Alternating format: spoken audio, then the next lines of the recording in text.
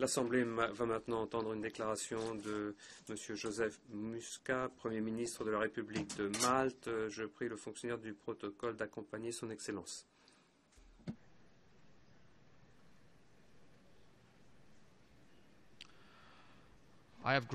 J'ai le grand plaisir de souhaiter la bienvenue à l'ONU au Premier ministre de la République de Malte, son Excellence M. Joseph Muscat. Je l'invite à s'adresser à l'Assemblée générale.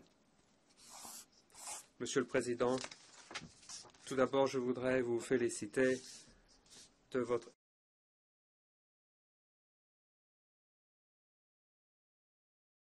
Je tiens également à exprimer ma gratitude à l'égard de la façon très compétente dont le président sortant a présidé l'Assemblée générale.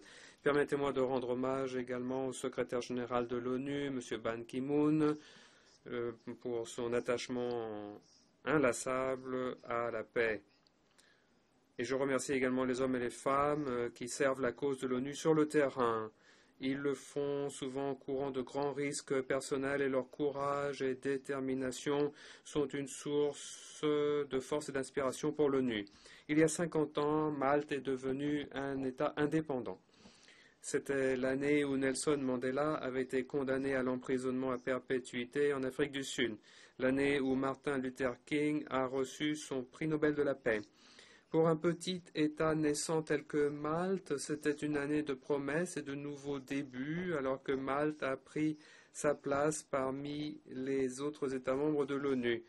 C'est avec un vif sentiment de fierté que je m'adresse à vous aujourd'hui pour vous signaler le rôle que notre pays a joué au cours des 50 dernières années pour défendre les buts et principes de la Charte des Nations Unies. À maintes reprises, cette famille de nations a trouvé un partenaire fiable en Malte, en qui elle a confiance, Malte ayant eu la volonté d'apporter des contributions, grandes ou petites, aux causes de la paix et de la sécurité internationale. Et je n'en mentionnerai que deux. Premièrement, l'association de Malte avec le droit de la mer, un rôle largement reconnu depuis que Malte a joué un rôle décisif pour lancer le processus international qui, en fin de compte, a abouti à la Convention des Nations Unies de 1982 sur le droit de la mer. Le deuxième exemple est venu peu après, en 1988, lorsque nous avons été l'un des premiers États membres à souligner les risques du changement climatique pour la communauté mondiale au sein de l'ONU. À l'époque, c'était une notion presque inconnue. Aujourd'hui, le changement climatique est l'une des principales questions inscrites à l'ordre du jour mondial. Je rends hommage à Arvid Pardo et à l'ex-président Chensu Tabone qui ont piloté ces événements. À l'évidence, notre petite taille n'a pas alors limité nos ambitions. Notre petite taille ne va pas non plus limiter nos ambitions maintenant. Monsieur le Président, nous vivons dans un monde de plus en plus incertain, un monde où les rapports de force qu'on connaissait depuis des décennies ont commencé à se transformer. Ce qui était logique jadis pourrait ne pas continuer d'être logique à l'avenir. Pas un avenir distant ou indistinct, mais l'avenir qui se façonne déjà devant nos yeux. Si vous me le permettez, j'aimerais vous présenter quelques réflexions en vous présentant 5 défis, 5 de nombreux défis que l'ONU, que les Nations Unies doivent relever dès maintenant. Le premier défi, sans aucun doute, c'est le conflit au Moyen-Orient. Nous avons besoin d'un retour à des négociations significatives, et je souligne le mot significative. Les attaques et contre-attaques actuelles, la culture de haine et d'intolérance, les proclamations bienséantes et les récriminations ne sèment que la mort et la destruction. Si on construit des murs autour d'un peuple, il n'est pas étonnant qu'il creuse des tunnels pour s'échapper. Les mentalités actuelles n'aboutiront à rien. Trop de civils innocents ont été tués, trop d'enfants ont été enterrés.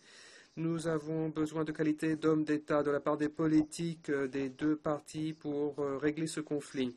Les preneurs de risques et les négociateurs courageux devront avoir la volonté de faire les choix les plus judicieux, pas les choix les plus commodes, pas les plus populaires sans doute, mais les choix les plus durables, ces choix qui permettent d'obtenir des changements en faveur de la paix.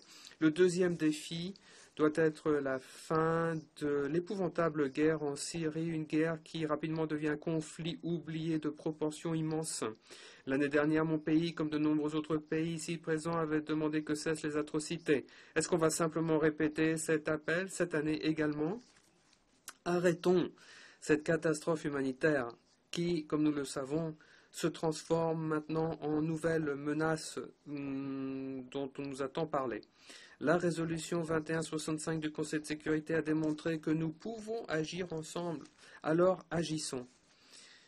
J'engage le Conseil de sécurité à assumer ses responsabilités en vertu de la charte et à agir d'urgence et de façon décisive pour mettre fin aux effusions de sang. Ce qui m'amène au troisième défi, Monsieur le Président. Comme si on n'avait pas encore tiré les enseignements de la situation en Syrie, comme si on ne s'était pas encore rendu compte de ce que peuvent provoquer les divisions sectaires, nous permettons au problème en Libye de persister presque sans relâche. Rapidement, nous sommes les témoins d'une descente vers un autre conflit oublié. Nous devons aider le peuple libyen à faire avancer son pays. Il y a un avenir brillant pour la Libye, mais les Libyens doivent trouver eux-mêmes l'espoir de réaliser cet avenir et ils ne peuvent commencer à le faire qu'avec l'aide de la communauté internationale. L'ONU peut et doit fournir des moyens de renforcement des capacités et assurer la sécurité pour instaurer la stabilité et la prospérité. Bien sûr, nous sommes encouragés de voir le rôle constructif que joue déjà la mission d'appui des Nations Unies en Libye. Cependant, d'immenses difficultés demeurent, en particulier pour rétablir la sécurité et l'ordre public en Libye. Les divisions s'ancrent dans de nombreuses causes, mais elles peuvent être surmontées. On ne doit pas permettre à la situation actuelle de perdurer. Les répercussions de cette situation sont graves, non seulement pour les Libyens eux-mêmes, pas seulement pour les voisins immédiats de la Libye, comme nous, mais encore plus loin, ailleurs dans le monde. La communauté internationale ne peut pas risquer que les extrémistes s'emparent de ce pays vital. Avec nos partenaires internationaux, en particulier nos collègues de l'Union européenne, Malte continue d'appuyer activement les efforts du peuple libyen pour progresser. Nous fournissons toute l'assistance correspondant à nos moyens pour aider les blessés. Nous défendrons le dialogue et la réconciliation en Libye. Nous allons défendre la paix et la résolution. Nous continuerons d'appeler l'attention sur cette blessure suppurante. Nos amis libyens le méritent. En fait, le désarmement et la réconciliation nationale sont les conditions préalables pour que la Libye puisse avancer. Et l'ONU doit être prête à répondre aux appels à l'action lancés par le peuple libyen lui-même. Et si vous me le permettez, je voudrais m'adresser directement à nos amis en Libye, dans leur langue, qui ressemble beaucoup à la langue de mon pays. Les enfants et les familles libyennes méritent un véritable avenir. La liberté et la justice pour tous les Libyens ne peuvent être réalisées que lorsqu'on arrive à surmonter les différences par le compromis. La justice pour tous les Libyens ne peut être réalisée que si les différences sont réglées grâce à des consultations, grâce à des compromis. Monsieur le Président, permettez-moi maintenant de passer au quatrième défi qu'affronte le monde actuel, la propagation de l'extrémisme et de l'intolérance. Nous connaissons une période d'allégeance transnationale qui ont vu la mondialisation de la haine, une période où les extrémistes de plus en plus établissent des liens entre eux grâce à des réseaux et des inventions dont le but principal devrait être des progrès et l'éducation. Une période où les jeunes désenchantés sont radicalisés pour participer à des mouvements qui ne connaissent aucune limite. Nous devons regarder au-delà des frontières de nos États-nations et travailler ensemble si on veut pouvoir faire face aux menaces que représentent les extrémistes. Personne n'est à l'abri de ce qui est sans aucun doute la plus grande menace qui repose sur la stabilité et la paix dans le monde.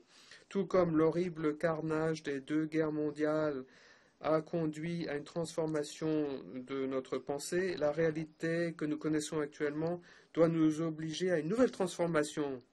Nous devons propager une culture de compréhension mutuelle et d'humanité, non pas pour nous servir, mais parce que cela doit servir nos peuples, cela doit servir notre futur en tant que communauté mondiale. Monsieur le Président, à l'évidence, cette région du monde, de la Méditerranée au Moyen-Orient et au-delà, exige notre attention la plus soutenue. Des populations sont au bord du gouffre. Les personnes ont recours à des mesures de plus en plus désespérées. Des hommes, des femmes et des enfants risquent leur vie en traversant des zones déchirées par les conflits, en traversant des déserts hostiles.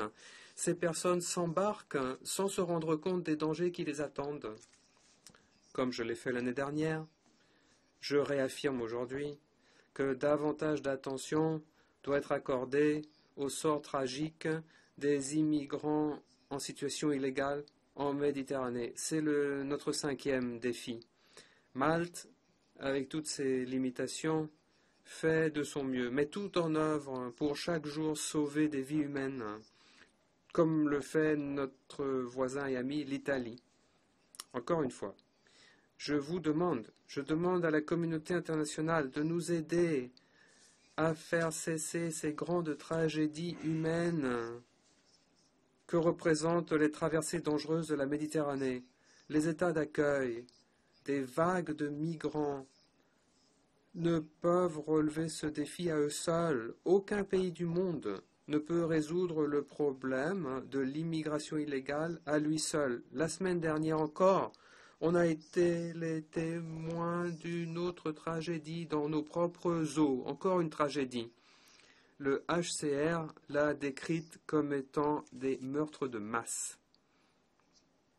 Une coopération plus étroite entre les pays d'origine, les pays de transit et les pays de destination est nécessaire. L'ONU et les organismes des Nations Unies doivent continuer de fournir une aide pour s'attaquer aux causes de ces situations. Une meilleure gouvernance, de meilleures ressources, de meilleures politiques de développement sont nécessaires. Nous avons besoin de meilleurs mécanismes de mise à exécution et des peines plus lourdes pour arrêter et châtier les criminels, ceux qui se livrent à la traite d'êtres humains. Nous avons besoin d'une meilleure application d'engagements internationalement convenus. Nous avons besoin de toutes ces mesures et d'autres mesures encore. Et nous devons nous souvenir du bien-être des êtres humains, des familles, des enfants qui sont les victimes de toutes ces tragédies. Monsieur le Président, en tant que pays méditerranéen, Malte ne peut qu'appeler l'attention du monde entier sur ces défis qui menacent non seulement la sécurité de notre région, mais aussi son développement et sa croissance. Ces menaces empêchent le bassin de la mer Méditerranée d'atteindre son plein potentiel. Un potentiel qui attend d'être déclenché si seulement on échangeait les armes contre des livres, si seulement on échangeait la haine contre l'éducation. Je vais réaffirmer ma ferme conviction que le bassin de la Méditerranée doit se voir accorder notre attention immédiate. Encore une fois, nous pouvons devenir le berceau de grandes civilisations, ce sanctuaire interculturel où les hommes et les femmes ayant différentes convictions et traditions peuvent travailler et faire des échanges, du commerce, se côtoyer dans la tolérance et la tranquillité. Nous avons toujours été convaincus que sans la paix dans la Méditerranée, il ne peut y avoir de paix en Europe. Les niveaux actuels, sans précédent, d'interconnexion nous amène à penser que la paix en Méditerranée est la condition préalable de la stabilité mondiale. Malte continuera d'être une voix de la raison, s'efforçant d'unir la Méditerranée. Notre seule arme, c'est notre vocation historique et naturelle pour la paix. Notre détermination ne fait qu'augmenter au cours de périodes aussi éprouvantes. Monsieur le Président, les défis, les difficultés que nous affrontons ne peuvent être un coup d'arrêt pour nous. Nous pouvons relever ces défis si on agit véritablement en tant que nation véritablement unie. Dans un an, nous allons examiner le degré de réalisation des OMD et j'espère qu'on pourra se mettre d'accord sur les objectifs du développement durable pour le XXIe siècle. Avec un programme de développement efficace, nous pourrons faire face aux causes de conflits de façon durable. C'est ainsi que nous pourrons surmonter la pauvreté qui contribue aux migrations illégales. Mais nous devons être ambitieux. Monsieur le Président, mon pays, au cours des 50 dernières années, a démontré qu'il a été ambitieux, qu'il sera encore ambitieux en faveur de la paix, des progrès et de la prospérité. Mon pays a promu et continuera de promouvoir le dialogue le plus vaste possible parmi les pays de notre région.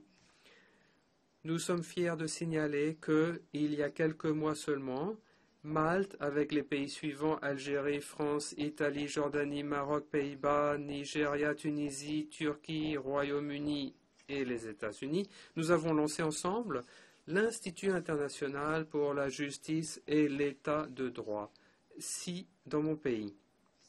Cet institut va coopérer avec les Nations unies et d'autres organisations internationales ou non gouvernementales pour fournir une formation pour les parlementaires, les policiers, les procureurs, les juges, les agents pénitentiaires, pour faire face au terrorisme, pour traiter le problème de la criminalité transnationale, en mettant de façon globale l'accent sur l'état de droit.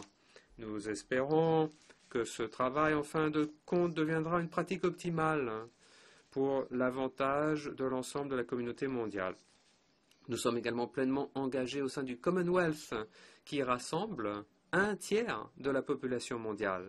Nous sommes engagés pour aider à parvenir à la convergence s'agissant de certaines difficultés qui nous attendent, y compris les objectifs du développement durable et le changement climatique.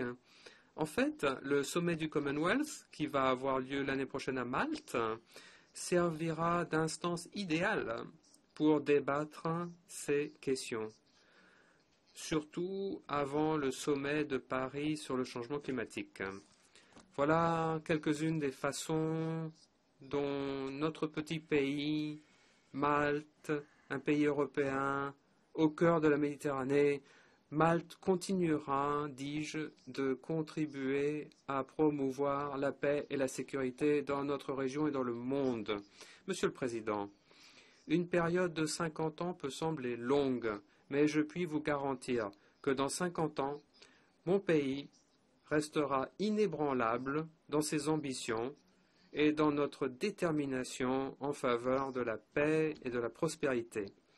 Malte restera un fier État membre de l'ONU, un véritable phare de stabilité en Méditerranée. Je vous remercie. Au nom de l'Assemblée générale, je remercie le Premier ministre de la République de Malte de sa déclaration et je prie le fonctionnaire du protocole de raccompagner son Excellence.